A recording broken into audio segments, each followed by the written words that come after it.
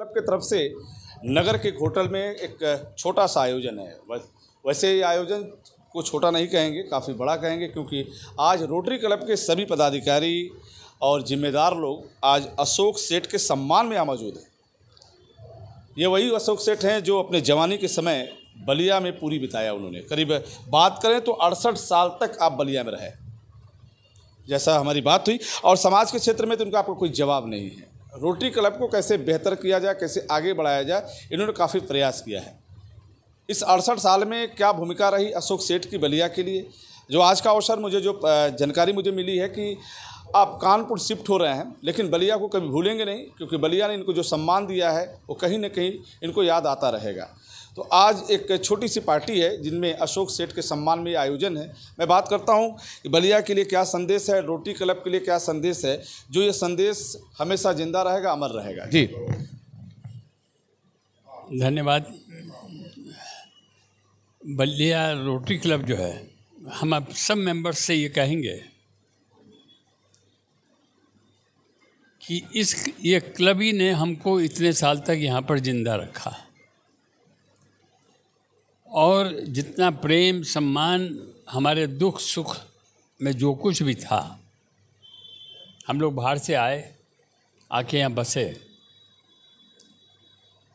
और उस बसने में जो हमारे कठिनाइयाँ ज़िंदगी में आईं, उसको रोटरी क्लब के मेंबरों ने फूल की तरह हाथों में लिया। आज इतना बड़ा आयोजन हमारे लिए जो किया जा रहा है, देखिए, ये आज हमारे अध्यक्ष अनिल जी, ये कहा जाए कि ब्रह्मा विष्णु महेश एक धरती के वो हैं, ऐसे हमारे अनिल गुप्ता, अनिल जायसवाल, अनिल कपूर, नाम 3 हैं इनके।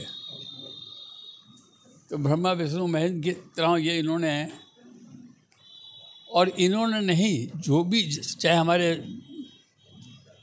हर्ष जी हो, अमिताभ जी हो, एस जी हो, डॉक्टर जी प्रसाद जी हो, एक वो भी समय था मेरे लाइफ में 2 दफ़ा ये क्लब टूटते टूटते ख़त्म हो रहा था। शायद पूरे रीजन में, इस रोटरी के पूरा जो रीजन कहलाएगा, इसमें अकेले हम ही हैं जो 2 दफ़ा इसके अध्यक्ष बने हैं। सब लोग 1 दफ़ा बनते हैं। 1 दफ़ा हम जहाँ तक ख्याल है 87-88 में बने। फिर 92-93 के आसपास क्लब बिल्कुल ठप हो गया था, तो हमसे कहा गया कि आप अध्यक्ष बन के इसको संभालिए। फिर दोबारा हम अध्यक्ष बने। लेकिन जब हमें प्रेम इतना मिला इस क्लब से कि हमने इसीलिए वायदा किया है इस क्लब से कि मैं विदाई नहीं लूँगा। मैंने कह दिया है, पहले भी कहा था कि मैं छुट्टी लीव चाहता हूँ, और लीव में एक नियम है सरकारी कि जब आदमी सस्पेंड होता है तो उसको 25% गुजारा भत्ता मिलता रहता है। तो मैंने कहा मैं भी 25% गुजारा भत्ते वाला हिसाब, और जब तक आपके पास पहुंचता रहेगा, समझिए अशोक सेठ अभी हैं। और नए मेंबरों से भी मेरी ये गुजारिश है कि इस क्लब को वो एक परिवार समझ के, और इस जितना अच्छा यहाँ फेलोशिप होता है, हम तो कई क्लबों में गए, गाजीपुर भी गए, आजमगढ़ भी गए, जो जगह जगह जाते थे, लेकिन जो फेलोशिप पारिवारिक बलिया क्लब में है, ये आपको कहीं आसपास नहीं मिलेगा। हमने बनारस भी देखा, बनारस भी गए, वहाँ होटलों में मीटिंग्स होती हैं, लेकिन इतना अच्छा अरेंजमेंट्स आपस में। हमें याद है, एक पुरानी घटना आपको सुनाएं कि हमारे इस क्लब को लाने वाले जौहर साहब, जो सतीश चंद कॉलेज में प्रोफेसर पहले जौनपुर में थे, और ये जौनपुर ही इस क्लब का वो पेरेंट क्लब है। वो जब यहाँ शिफ्ट हो गए, और उसके बाद वो एक दफ़ा बहुत सीरियस बीमार हो गए थे। डॉक्टर अशोक सिंह जी के सामने जो डॉक्टर साहब, क्या नाम था, मलिक साहब, उनके यहाँ एडमिट थे। सारा रोटरी क्लब इकट्ठा हो गया था आधे घंटे में, और उनको बनारस तक हम लोग जिस कपड़े में थे उस कपड़े में ही हमने लिटा के ले गए, और हमारे साथ पीछे गाड़ियाँ चलती चली गई। हम लोग उनको गाजीपुर चेकअप कराए, बनारस तक लेके गए, वहाँ अस्पताल में एडमिट करे। ये वो समय था कि मतलब इतना प्रेम था वो इस रोटरी क्लब ने दिया, और आज भी है। हम देख रहे हैं आज हमारे अध्यक्ष सचिव हमारे इतने एक्टिव। इस क्लब का एक ही भाग बड़ा अच्छा है कि इस क्लब में सचिव बहुत अच्छे मिलते हैं। एक देखिए ना, डॉक्टर जी कहाँ हैं? इधर पीछे सर। हाँ, बतलाइए। कोई ना मिले तो तैयार। अंकल, मैं आपके बारे में कुछ कहना चाहता हूँ। तो और हमारे हंसता चेहरा देखिए, मतलब, और एसएस साहब का तो कुछ कहने ही नहीं है। इनके तो पूरे इनके चाचा कहेंगे क्या, जो लेफ्ट हैंड से बैडमिंटन खेलते थे, डॉक्टर साहब से हम लोग क्लब में रोज़ बैडमिंटन खेला करते थे। तो इन्हीं शब्दों के साथ में तो सबसे मेंबरों से ही कहेंगे। हाँ, एक चीज़ जो मेंबरों से कहनी है कि भाई आज की तारीख में सबसे ज़्यादा ज़रूरी है धन चलाने के लिए। तो मेंबर्स लोग भाई अपना ड्यूज़ अपने प्रेसिडेंट को ज़रूर दें। हाँ, इसका धन्यवाद बहुत बहुत आप सबका। तो आज इसके अवसर पर अशोक जी को आपने सुना, बाकी जो पदाधिकारी है उनकी भी बात होगी अशोक जी के सम्मान में। जी हर्ष जी कुछ कहेंगे क्या? कम शब्दों में। सबसे पहले मैं आजकल की टीम को बहुत बहुत धन्यवाद दूंगा जो कि हमारे इस कार्यक्रम के लिए आए। बस मैं 2 लाइन में शेयर करना चाहूँगा कि मैं इस क्लब में अगर आज हूँ और इतना एक्टिव हूँ तो केवल अशोक सेठ अंकल जी की वजह से है।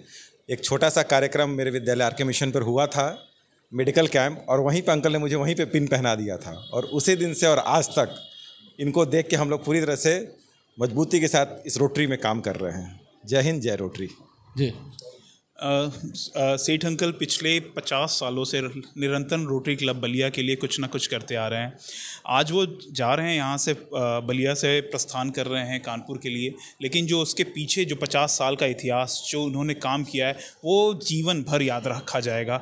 और उन्होंने एक जो छोटा सा रोटरी क्लब का घोंसला बनाया है, ये मैं कह रहा हूँ कि भले आप जा रहे हैं लेकिन हम लोग उस घोंसले को संवार के रखेंगे। मैं डॉक्टर मुकेश, रोटरी क्लब में और सेठ अंकल से मेरी पहली मुलाकात उस समय थी जब रोटरी का एक अनुसांगिक संगठन होता है इंटरेक्ट, 15 से 18 साल। जब मैं 16 साल का था और पहली बार इंटरेक्ट ज्वाइन किया था तो सेठ अंकल से मिलने का सौभाग्य मिला। और हम लोग जब गए थे तो इनको उस समय सूत फैक्ट्री हुआ करती थी जिसमें धागे बनते थे। तो हम लोग पहुँचे सेठ अंकल के पास तो पता चला कि धागे की फैक्ट्री में, और पहली बार अपनी लाइफ में मैंने धागा फैक्ट्री देखा था। उसके बाद से अनवरत सेठ अंकल का अप्रिसिएशन मिलता रहा। रोटरी के बाद फिर रोटरेक्ट ज्वाइन करा, अब रोटरी। हमेशा अंकल का सहयोग मुझे मिलता रहा है, और एक बचपन से हम लोग इनको देखते हैं, इंटरेक्ट रोटरी करके यहाँ तक पहुँचे। सेठ अंकल लबे उस रहे, बहुत बढ़िया। कहेंगे आप, बाकी लोग साथी लोग कुछ कहेंगे आप भी? सेठ अंकल का आशीर्वाद हम लोग पे सदा बना रहे बस। जी, हमारे सेठ अंकल रोटरी क्लब के भीष्म पितामह हैं और जो आजीवन रहेंगे। आइए बात करते हैं डॉक्टर जी प्रसाद जी से। आपने काफ़ी चीज़ें शेयर किया, ज़्यादा समय तक वक्त बिताया, क्या रहा अशोक सेठ के?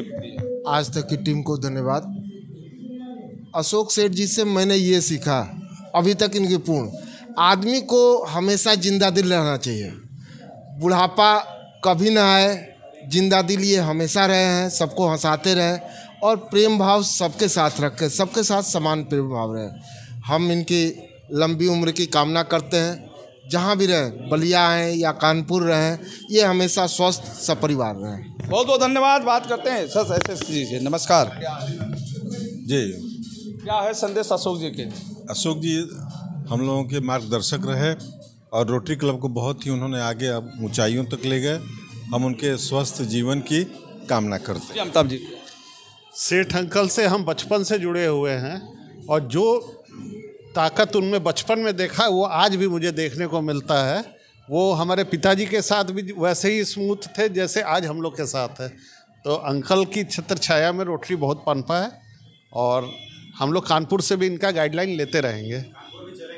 और सर, तो मेरा एक सवाल अशोक सेठ जी से होगा कि इतने लंबे समय बिताने के बाद भी ये भिरगू क्षेत्र, गंगा के तट, तमाम चीज़ें हैं, एक इतिहास जुड़ा है। 42 से लेकर 1857 तक का इतिहास जुड़ा है। बलिया से विदा लेने के पीछे क्या मंशा है? चूँकि आपने कहा कि जो चीज़ें बलिया में मिलती है वो चीज़ें और कहीं बड़े शहरों में देखने को नहीं मिलता, तो आखिर बलिया को अलविदा करने के पीछे क्या है? देखिए, सबसे बड़ा है मेडिकल। अब चूँकि हमारे बेटे ऑलरेडी कानपुर में सेटल हो गए थे और 1.5 साल पहले हमें हार्ट अटैक हुआ, तो सारे परिवार, हम और हमारी पत्नी, 2 ही आदमी बलिया रह गए थे। तो ये हुआ कि अब कभी कोई इस तरीके का अगर कोई चांस हुआ तो आपको मेडिकल एड कहाँ से मिलेगी?